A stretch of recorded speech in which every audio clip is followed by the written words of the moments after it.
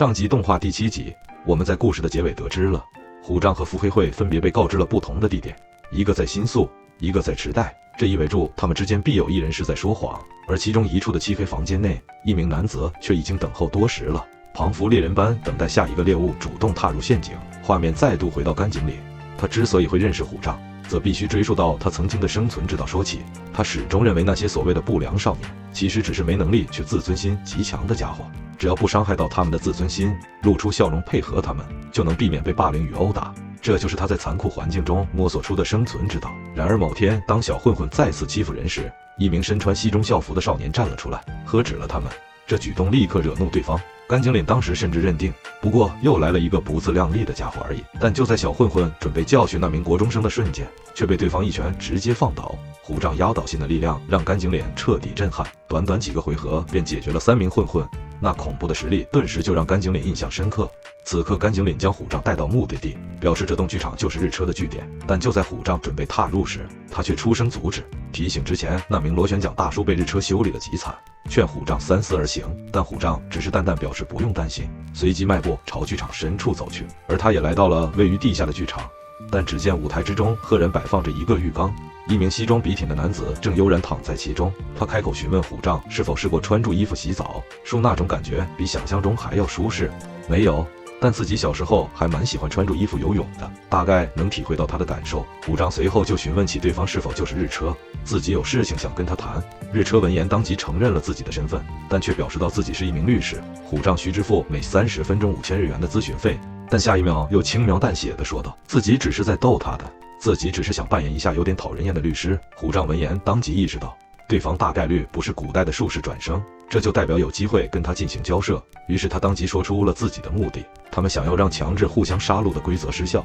因此他们需要日车的100分来追加规则。但日车闻言当即就拒绝了，他表示自己在死灭回游中看见了某种可能性，现实的法律或许无力，但死灭回游的规则却是真实且绝对的，违反规则的人必然受到惩罚，这样的秩序难道不好吗？虽然他承认规则本身存在问题，但比起推翻，他更想让死灭回游继续延续下去，自己想要亲眼见此一次剥夺术士。虎杖闻言当即表示，死灭回游本身就是个巨大仪式，再这样下去，整个国家的人都会死去的。但日车却觉得死灭回游的目标是永久持续下去的。虎杖见无法说服对方，只能改变策略，他凝聚手中咒力，直言要求日车交出那100分。而日车见状，也从浴缸中起身，冷声询问道：虎杖有试过亲手杀死讨厌的人吗？那种感觉远比想象中痛快。而在他身后，曾于庭审现场出现过的审判者再度现身。虎杖很清楚日车能拿到100分，意味着日车极可能已杀害20名术士，因此自己不能贸然贴近。但不料日车这时却展开了领域，诛符赐死，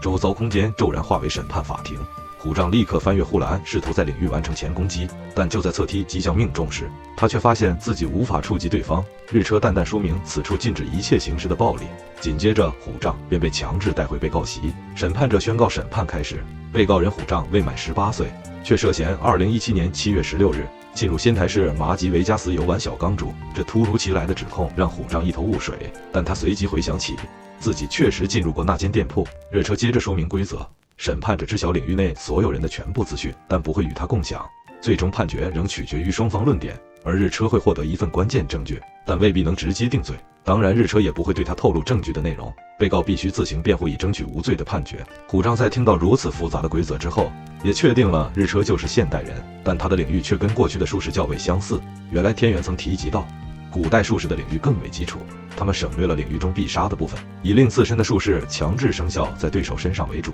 而后是术士过度追求必杀，这才让领域成为少数人才能掌握的技术。而日车此刻所展现的领域正属于前者，这就意味着即便辩护失败，虎杖也不会立刻遭受物理伤害，而是必须达到某种条件才能达到束缚的条件。而日车此刻也继续补充，表示双方仅有一次陈述的机会，在虎杖陈述之后，自己会根据手中的证据去进行反驳，而审判者再以法律进行下判。但就当虎杖询问若被判有罪会如何时，日车仅表示自己无义务回答，但是自己可以告诉虎杖，他现在有3个选择：沉默、坦白还有否认，并且也可以使用虚假的陈述来辩解，只要证据无法证明他在说谎，便可能获得无罪。随着规则宣布完毕，法庭陷入短暂沉寂。现在轮到虎杖为自己辩护。虎杖迅速在脑海中整理情况，他确实在那天进入过麻吉维加斯，甚至还透过小钢珠赢了一点钱。如果要主张无罪，是必要撒谎，但又必须顾虑日车手中那份关键证据的内容。在权衡各种可能后，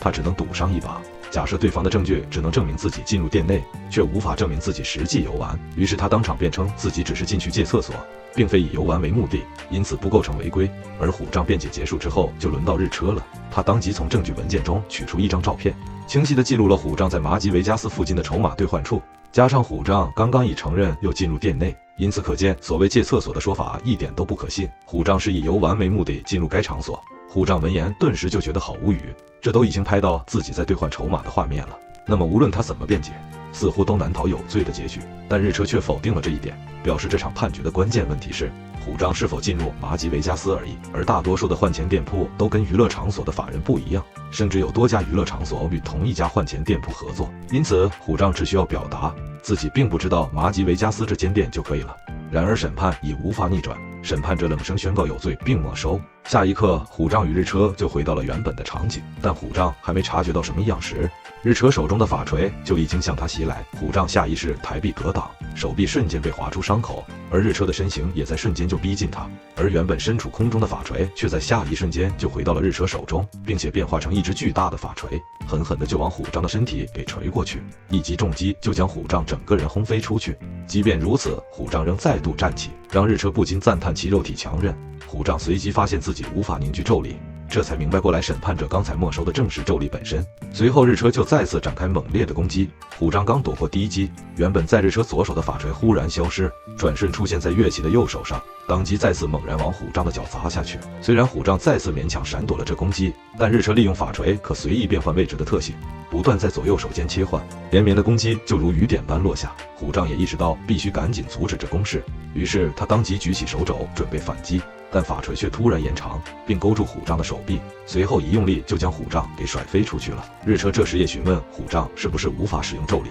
并说明没收的效果是暂时剥夺术士，但由于虎杖本身并无术士，因此惩罚才会自动转为剥夺咒力。可这就是日车最疑惑的地方，为什么虎杖即便没有咒力，却能和自己不相上下呢？要知道日车自学生时代起便是公认的天才，他轻松通过各种司法考试，那份才华在觉醒术士后依旧惊人。他仅凭研究自身初始附带的领域，便自行领悟结界术的基础，再透过逆向推导结界术，成功掌握强化术的诀窍。自获得术士起，短短12天内，他已成长到不逊于1级术士的程度。进入结界前便斩杀大量咒灵，甚至反杀超过20名玩家。而就是这样的强者，虎杖却仅凭肉身与之抗衡，这完全超出日车认知。多数术士一旦失去术士，连基础咒力操作都不熟练，长期依赖术士让他们的第六感变得迟钝，但虎杖在毫无咒力下依然能战斗。日车不敢再有丝毫松懈，决意全力击溃对手。他手中的法锤瞬间化为长棍，他不断地挥动手中的法锤，虎杖只能依靠灵活的走位不断闪躲。而虎杖在脱离了法锤的攻击范围后，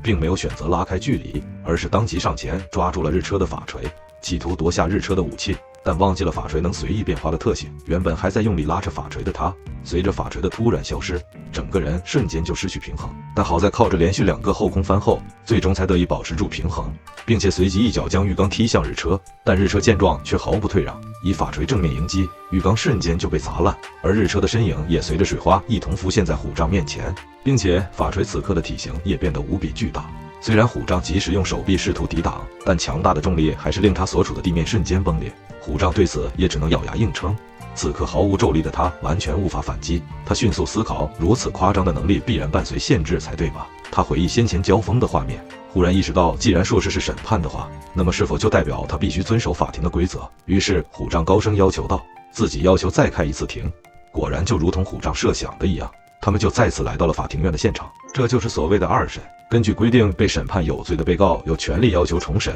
上限为2次，且审判者无法拒绝。而随着2审的正式开始，审判者也开始宣读本次的审判内容。虎杖悠人涉嫌于2018年10月31日在涩谷杀害大量平民。虎杖闻言表情明显僵住，这是他最不愿意回忆起的记忆。他没有试图辩解，也没有寻找漏洞，而是平静地承认那些人确实是自己杀死的。他不会否认，也不会为此撒谎。日车闻言顿时就露出了难以置信的神情，而审判者原本那平静的脸也变得狰狞，他的声音如铁锤般落下，宣告有罪，立即没收。并执行死刑。而望着眼前的虎杖，日车的思绪不由自主地被拉回过去。那时的他还只是一名司法研修生，导师在看完他所写的拟稿后，语气温和地问他是否考虑成为法官。而如今，随着审判者的判决落下，日车手中的法锤也随之转化为处刑人之剑。而处刑人之剑只有在最重刑罚的时候才会赋予日车，而过去他每一次握起这把剑时，对手无一例外都被他斩杀。然而此刻，在看见虎杖毫不犹豫承认罪行之后，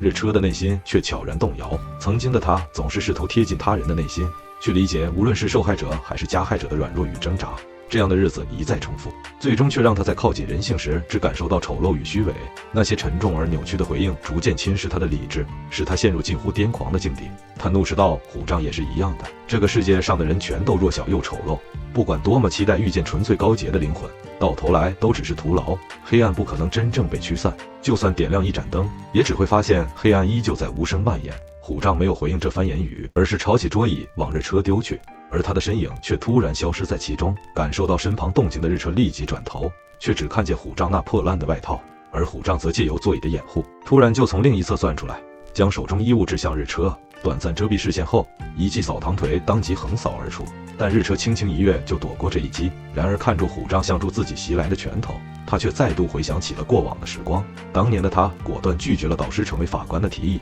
虽然口头上说的是自己不求上进，但其实他早已看透人心的脆弱与丑陋。可虎杖的选择却动摇了这份认知。他不明白虎杖为何要认罪，因为审判者提供的证据在开封前就已呈现给术士持有者，那份证据记录的正是宿傩的情报，所以虎杖根本就没有杀人。但他究竟为什么要认罪，这一点让日车无法理解。他甚至不敢再直视虎杖的双眼，最终缓缓闭上眼睛，手中的处刑人之剑也随之消散，而虎杖的拳头则毫无保留地落在他身上。强烈的冲击将日车整个人击飞出去，日车跌坐在地，缓缓开口道：根据刑法第39条第1项，辨识能力和自控能力其一有缺失的话，就可以被认定为心神丧失状态。在涩谷的时候，你的肉体被宿傩控制了，那并非你的意志。虎杖闻言顿时就有些惊讶，日车为何会知道宿傩的存在？而日车只是平静地补充：你本来就不该被判有罪。可虎杖却轻声回应：那些人确实因自己而死，如果当时自己足够强，就不会发生那样的悲剧。归根究底，还是因为自己太弱了。